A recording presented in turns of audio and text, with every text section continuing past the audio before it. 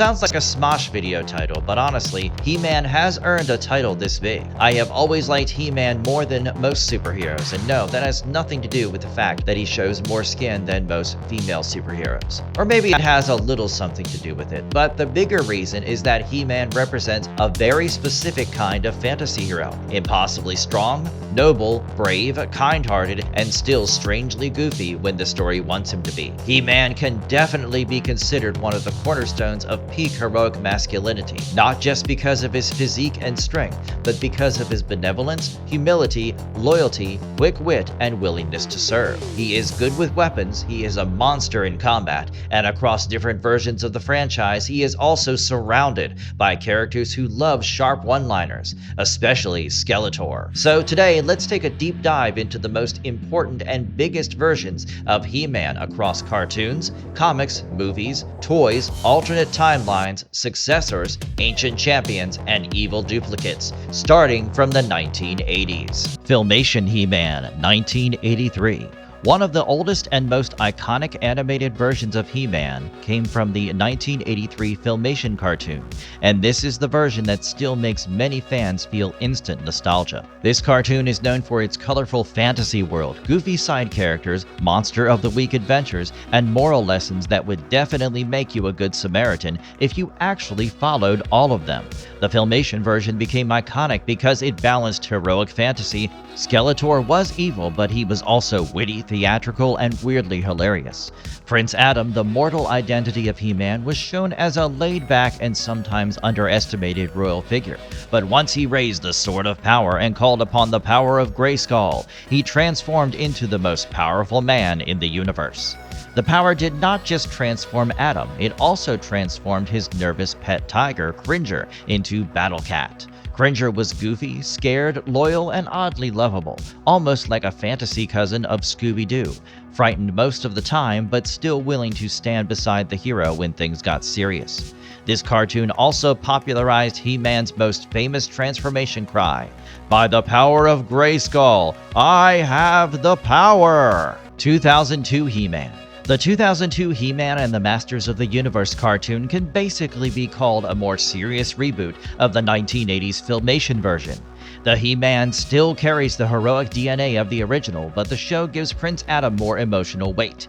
He is younger, more conflicted, and more aware of the burden that comes with being chosen as Eternia's champion. This version ran for 39 episodes, but because the show ended before it could fully expand all of its planned storylines, it does not feel like it received the complete ending it deserved. The 2002 series also gave one of the most important explanations for the power of Grayskull. In the episode The Power of Grayskull, Adam learns about King Grayskull, the ancient heroic ruler of Eternia and the first major wielder connected to the Sword of Power. King Grayskull's sacrifice against Hordak gives Adam's transformation phrase a deeper meaning. He is not just shouting a cool magical line anymore, he is calling upon a heroic legacy. This version also makes Skeletor feel much more dangerous than his Filmation counterpart. He is still theatrical, but he is also a serious threat to Eternia, and from the opening episodes, the stakes feel far more intense. New Adventures He-Man, 1990. The list is long, so excuse me for not going in perfect chronological order. The New Adventures of He-Man arrived in 1990 and was tied to Mattel's updated He-Man toy line. This version took the character away from the classic sword and sorcery world of Eternia and threw him into a far more sci-fi heavy future setting. The story takes place around the planet Primus, a futuristic world protected by an energy shield. But Primus is under constant threat from the mutants of Denebria, and the shield is weakening. Master Cebrian, one of the wisest men on Primus, realizes that the planet needs a legendary hero from the past. Hydron and Flipshot travel back to Eternia to bring He-Man into the future. But Skeletor gets dragged into the future as well and quickly allies himself with the mutants. Here, Adam drops the Prince Act and hides his identity by pretending to be a traveling merchant and Cebrian's nephew. He-Man also gets a new transformation phrase, "By the power of Eternia, I have the power." This version is a strange but fascinating reinvention because it takes He-Man out of his usual mythic fantasy comfort zone and places him inside a space war adventure. Revelation He-Man 2021, Savage He-Man. Masters of the Universe Revelation was released on Netflix in 2021 and was produced by Kevin Smith. The show was received strongly by critics, though fan reactions were far more divided, especially because the first part heavily focused on Teela after a huge event involving He-Man and Skeletor. In the opening episode, Skeletor and He-Man clash in what Skeletor calls their final battle. The fight damages the source of Eternia's magic and both He-Man and Skeletor are seemingly killed. Once King Randor discovers that He-Man was actually his son Adam, he is devastated and banishes Man-at-Arms. Teela, also feeling betrayed by the secret, leaves behind her old life and eventually becomes central to restoring Eternia. One of the most interesting parts of this series is the Savage He-Man form. This version visually and thematically echoes the older barbarian-style He-Man idea, but in Netflix's continuity, it is specifically what happens when Adam calls on the power of Grayskull without using the Sword of Power to focus it. Without the sword tempering the magic, Adam becomes a massive, primal, uncontrollable warrior. This proves that the power is not just inside the sword. The sword is a channel, but the champion matters just as much. Revolution He-Man 2024. Masters of the Universe Revolution continues the story after Revelation. This is where the Netflix saga moves into part 3, and King Randor is struck by a fatal illness while Eternia is threatened by Motherboard, whose techno-cult is secretly serving Hordak and trying to convert the planet into a Horde colony. On his deathbed, Randor tries to reason with Adam and even encourages him to be honest about his feelings for Teela. Meanwhile, Teela goes on a quest connected to the staff of Ka, one of Eternia's primal powers, because restoring Preternia is necessary for Randor's soul to find peace. After Randor dies, Adam is expected to take the throne, but his doubts and the sudden arrival of Keldor complicate everything. Keldor claims to be a long-lost member of the royal family, and Adam gives up the throne to him, only to discover that Keldor is tied directly to Skeletor's own tragic and twisted past. This version gives Adam a more mature conflict. He is not just choosing when to become He-Man. He is choosing what kind of ruler, partner, and protector he wants to be. Netflix CGI He-Man 2021. Netflix also released a separate CGI series titled He-Man and the Masters of the Universe in 2021. This show is another reimagining of the original 1983 concept, but it takes a very different route. In this version, Adam begins as an amnesic young hero, separated from his royal identity, and Skeletor is revealed to be his uncle Keldor, who betrayed Adam's father, King Randor. The show ran for 3 seasons and a total of 26 episodes. One of the biggest differences is that Adam is not the only one empowered by Grayskull. His friends also share in that power and become transformed, heroic versions of themselves. Teela becomes a sorceress-like figure, Crass becomes Ram-Mam, Duncan becomes Man-at-Arms, and Cringer becomes Battle-Cat. At first, Adam does not fully understand the Sword of Power. When the sword connects with him and the magic of Grayskull awakens, he transforms into He-Man. This version is much more team-focused than the classic continuity and turns He-Man's power into something that can unite a whole squad of young defenders. 1987 live-action He-Man. The 1987 live-action film is titled Masters of the Universe and was produced by Canon Films. It stars Dolph Lundgren as He-Man, and it is one of the strangest but most memorable versions of the character. This film does not really use the Prince Adam's secret identity, which already makes it very different from most animated versions. The story is built around the Cosmic Key, a powerful device that can open portals across the universe.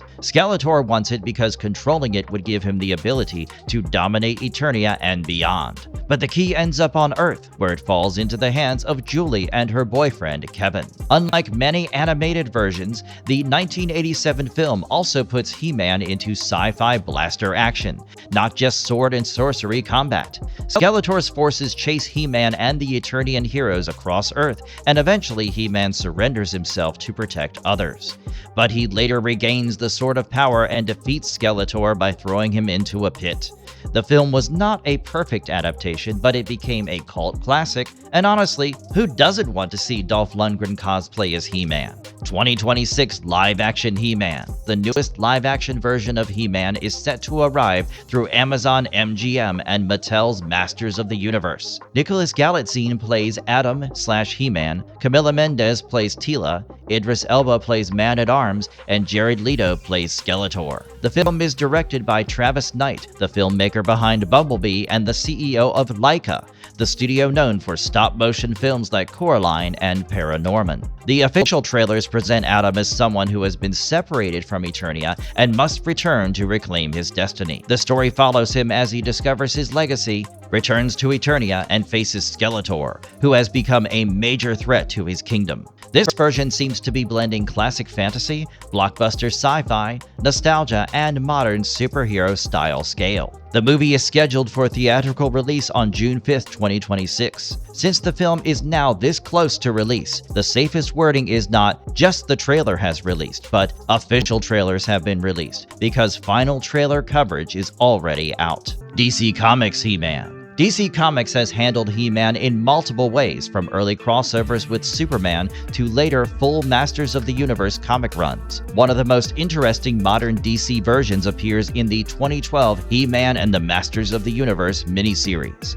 In that story, Adam does not begin as the confident Prince of Eternia. He is living as a woodsman, caring for his aging father and having strange dreams of battles, heroes, and a life he cannot remember. A falcon named Zor keeps appearing to him, almost like a magical signal from his forgotten destiny. When Adam encounters Beastman, he fights with only his mortal strength and an axe, because he does not yet remember who he really is. The point of this version is that Skeletor has altered reality and stolen the memories of Eternia's heroes. Adam's journey is not just about becoming He-Man again. It is about remembering that he was always meant to be Eternia's champion. Original mini-comic He-Man, 1982. Before Filmation made Prince Adam famous, the earliest mini-comics gave us a very different He-Man. These mini-comics were packaged with the toys and helped build the original Masters of the Universe mythology. In this version, He-Man is not Prince Adam at all. He is a barbarian warrior from an Eternian tribe who leaves his people after being chosen by the goddess/sorceress figure. He receives weapons that include a sword, shield, and armor, then sets out to oppose Skeletor. The early mini-comic lore is much more sword and sorcery than superhero fantasy. He-Man feels closer to a Conan-style jungle warrior than a royal prince with a secret identity. These comics also introduce the idea of the Sword of Power being split into two halves. He-Man has one half while Skeletor possesses the other. That split sword concept became one of the most fascinating pieces of early Masters of the Universe lore, even though later cartoons did not use it in the same way. The original mini-comics still have a true vintage feel, and Alfredo Alcala's artwork remains a major reason fans continue to appreciate them. King Grayskull, the ancient champion behind the legend. King Grayskull is not exactly a He-Man variant in the same way as Filmation He-Man, Anti-Eternia He-Man, or Netflix He-Man. He is more accurately the ancient heroic predecessor whose sacrifice explains the very power Adam calls upon.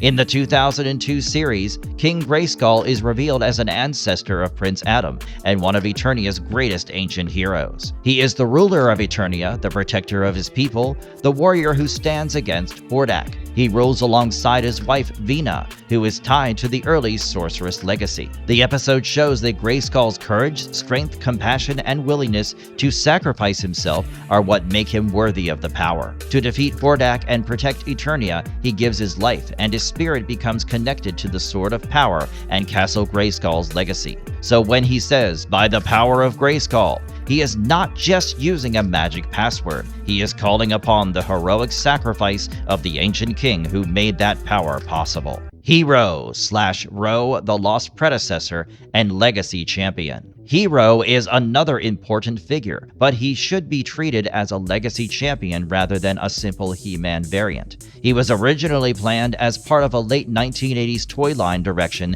that never fully launched. The idea was to introduce a heroic warrior wizard connected to Eternia's ancient past. Later, Masters of the Universe lore brought Hero back in different ways. In some modern continuities, he is tied to King Grayskull's bloodline and the larger history of the Sword of Power. In Masters of the Universe Revelation, Hero appears in Preternia as one of the heroic figures connected to Eternia's afterlife and warrior legacy. That is why Hero is important to mention in a multiverse-style video.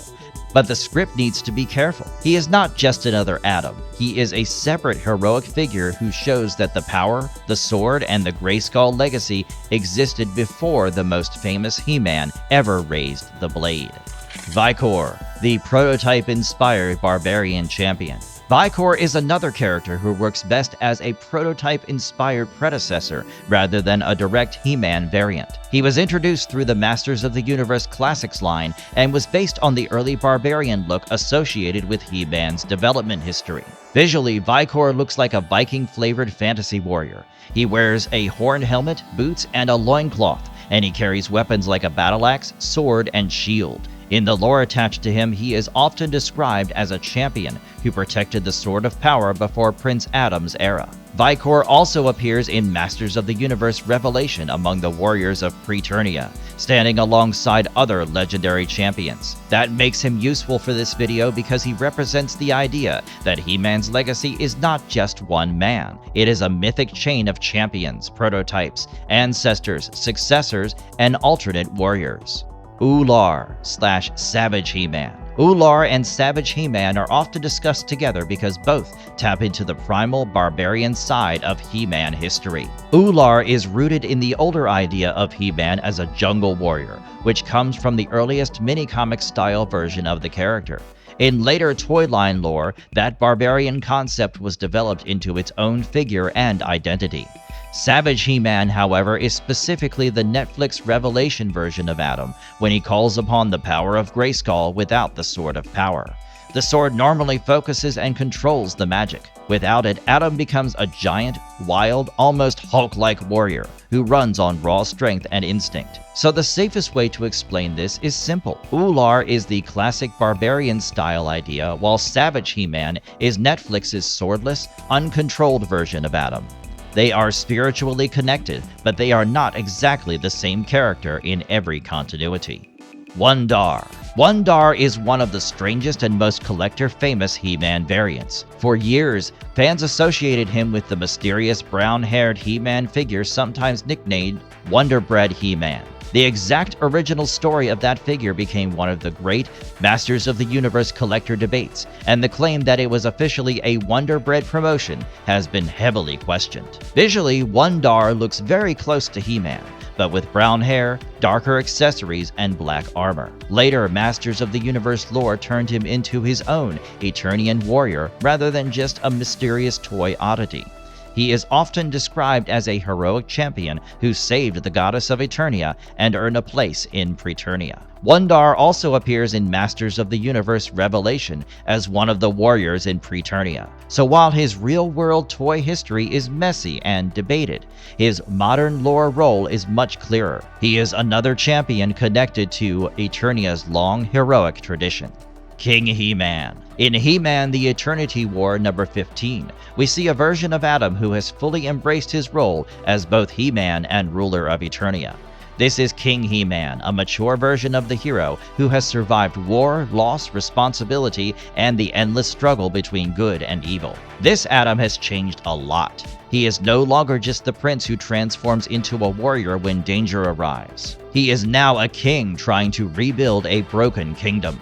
Teela is also dealing with grief, especially after the loss of her father, Man-at-Arms, and the story carries a more reflective tone than the classic cartoon adventures. King He-Man's armor and presence make him feel heavier, older, and more battle-tested. He represents what happens when the young champion grows into the burden of leadership. The comic closes with Adam accepting that the fight between good and evil never truly ends, but righteous people must always be willing to stand up and fight anyway.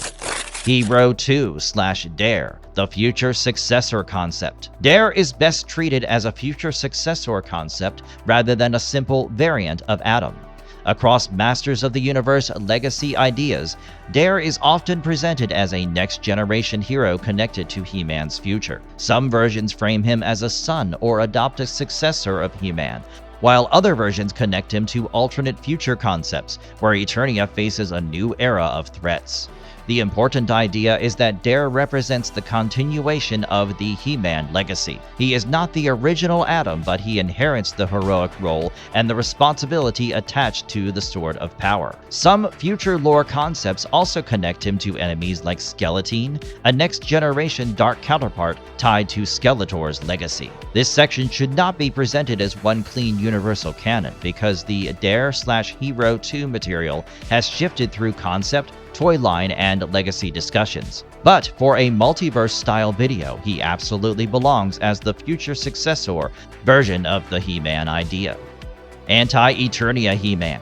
Anti-Eternia He-Man is basically the nightmare version of the character. Think of him as Masters of the Universe's Dark Mirror He-Man, not officially Bizarro, but the same kind of terrifying opposite. He comes from Anti-Eternia and is usually shown with black skin, red hair, and a far more demonic presence than the heroic Adam. Instead of calling upon the power of Grayskull, Anti-Eternia He-Man calls upon the power of Hellskull, or Hell Grayskull, depending on the continuity. He is a conqueror, not a protector. He travels across realities, fights other versions of He-Man, and tries to steal or absorb their power. In the World Converter storyline, he is brought into Eternia through interdimensional technology, becoming a threat even Skeletor struggles to control.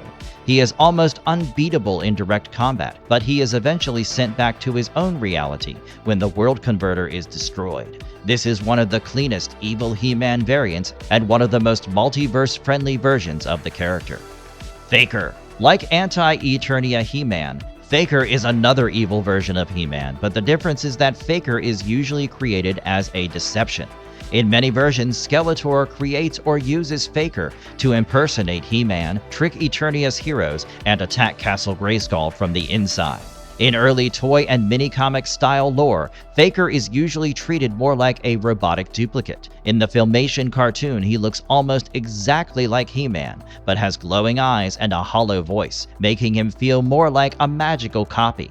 Later versions lean harder into the blue-skin duplicate design, which became one of Faker's most recognizable visual traits. In Masters of the Universe Revelation, Faker appears as a blue-skinned false He-Man and traps the sorceress, preventing her from defending herself. Man-at-Arms defeats him brutally by slicing him in half, proving that this version of Faker may look like He-Man, but he definitely does not have the soul, honor, or true heroic power of Adam.